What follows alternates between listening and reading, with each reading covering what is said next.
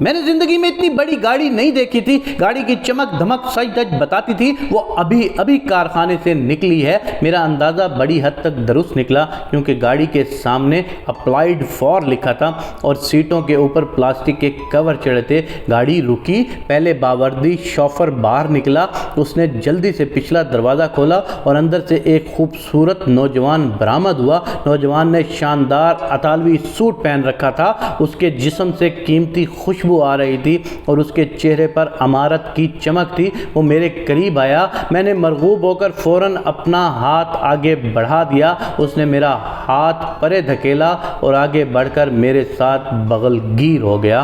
اس کے مانکے میں بڑی گرم جوشی تھی اور محبت تھی۔ میں اسے اندر لے آیا، وہ میرے سامنے بیٹھ گیا۔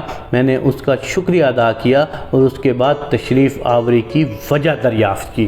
وہ مسکرایا، سر آپ نے مجھے یقیناً نہیں پہچانا ہوگا۔ مجھے اس کا چہرہ جانا پہچانا لگ رہا تھا لیکن وہ میری پوری طرح یاد میں نہیں آ رہا تھا۔ اس نے بتایا، سر میں 5 برس پہلے آپ کے پاس نوکری کے لیے آیا تھا۔ آپ نے بے شمار دفتروں میں ٹیلی فون کیے تھے لیکن مجھے نوکری نہیں ملی تھی۔ مجھے اب وہ ذرا سا یاد آنے لگا۔ اس نے سلسلہ کلام جاری رکھا، سر میں نے مایوس ہو کر ایک پرائیویٹ دفتر میں نوکری کر لی۔ میں 7 ماہ اس دفتر میں رہا لیکن پھر انہوں نے مجھے نکال دیا۔ اس کے بعد میں نے کاروبار شروع کر دیا، اللہ نے کرم کیا اور آج میں پاکستان کے بڑے تاجروں میں شمار ہوتا ہوں۔ میرے لیے اس کی یہ بات حیران کن تھی۔ میں نے اس سے پوچھا، صرف 4-5 برسوں میں اتنی بڑی تبدیلی؟ وہ مسکرایا، سر میں آپ کے ساتھ اپنی کامیابی ہی ڈسکس کرنے آیا ہوں۔ مجھے جو بھی دیکھتا ہے وہ میری کامیابی کے بارے میں مشکوک ہو جاتا ہے لیکن سر میرے ساتھ ایک حیرت انگیز واقعہ پیش آیا۔ مجھے یقین ہے آپ بھی جب یہ واقعہ سنیں گے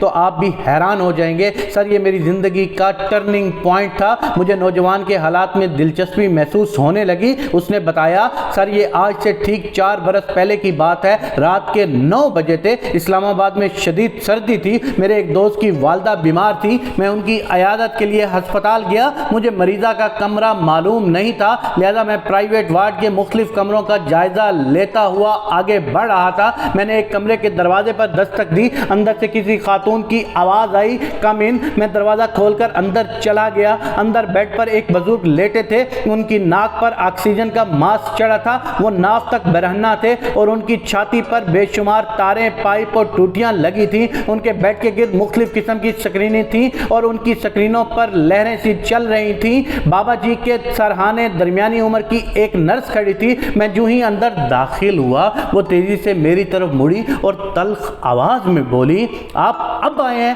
ہم لوگ 2 دن سے آپ کا انتظار کر رہے ہیں، شرم آنی چاہیے آپ کو۔ میں گھبرا گیا۔ وہ واپس بابا جی کی طرف مڑی، ان کے کان پر جھکی اور آہستہ آواز میں بولی، بابا جی آپ کا بیٹا آ گیا۔ بابا جی نے آہستہ آہستہ پلکیں اٹھائیں، دھندلی آنکھوں سے میری طرف دیکھا اور دوبارہ آنکھیں موند لیں۔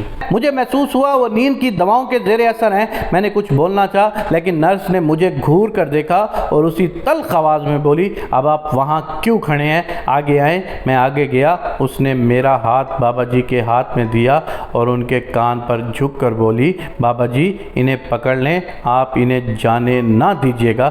بابا جی نے میرا ہاتھ گرفت میں لے لیا اور ان کے کھردرے ہاتھ میں بڑی حدت تھی۔ نرس نے گھڑی کی طرف دیکھا، ہاتھ ہلایا اور باہر چلی گئی۔ میں بابا جی کے قریب سٹول پر بیٹھ گیا۔ بابا جی بڑے پیار سے میرا ہاتھ سہلانے لگے۔ وہ کبھی میری انگلیاں پکڑتے، کبھی انگوٹھے کو گرفت میں لیتے اور کبھی کلائی پکڑ لیتے۔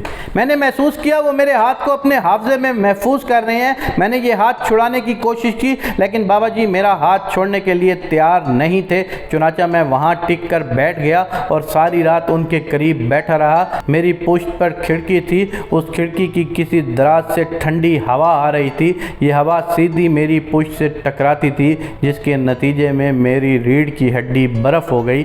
میں نے آدھی رات کے قریب سوچا میں اٹھ کر کھڑکی بند کر دیتا ہوں۔ میں نے اٹھنے کی کوشش کی لیکن بابا جی نے میرے ہاتھ پر اپنی گرفت مضبوط کر دی، لہذا میں دوبارہ بیٹھ گیا۔ اسی عالم میں بیٹھے بیٹھے صبح ہو گئی۔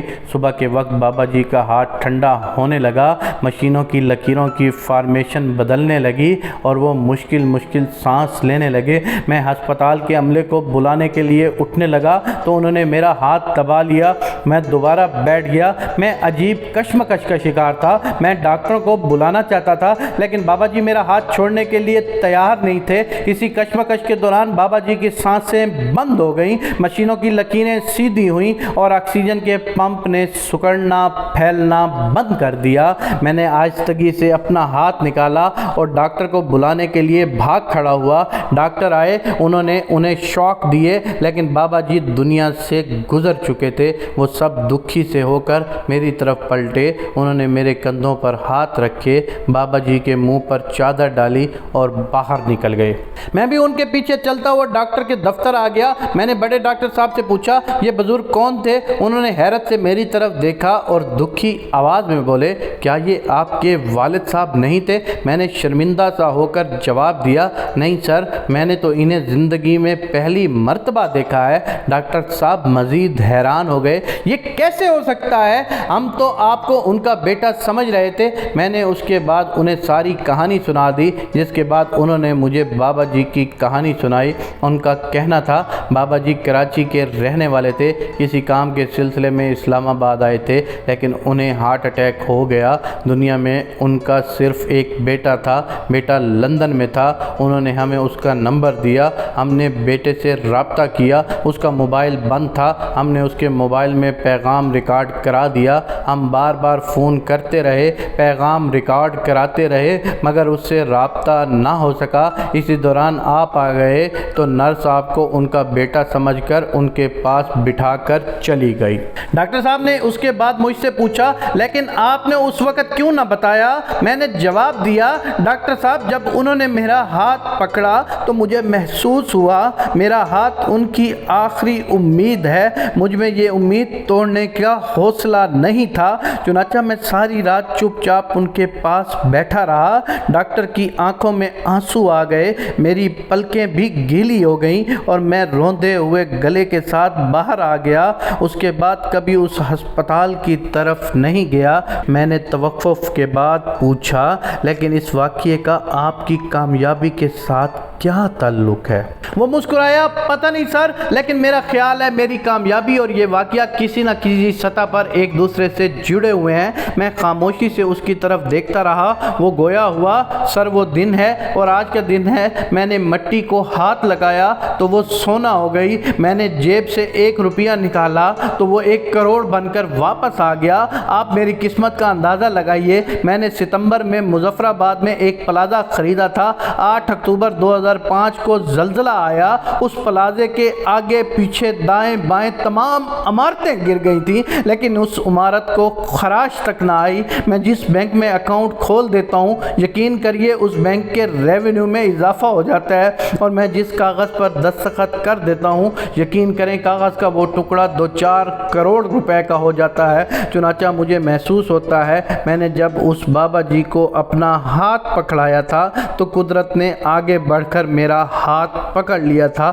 وہ خاموش ہو گیا۔ میں نے اس سے پوچھا وہ کون سا ہاتھ تھا؟ اس نے اپنا دایاں ہاتھ آگے بڑھا دیا۔ میں اپنی کرسی سے اٹھا، میں نے وہ ہاتھ پکڑا اور اپنی گیلی آنکھیں اس کی ہتھیلی پر رکھ دیں۔ یہ میری زندگی کا پہلا جنتی ہاتھ تھا۔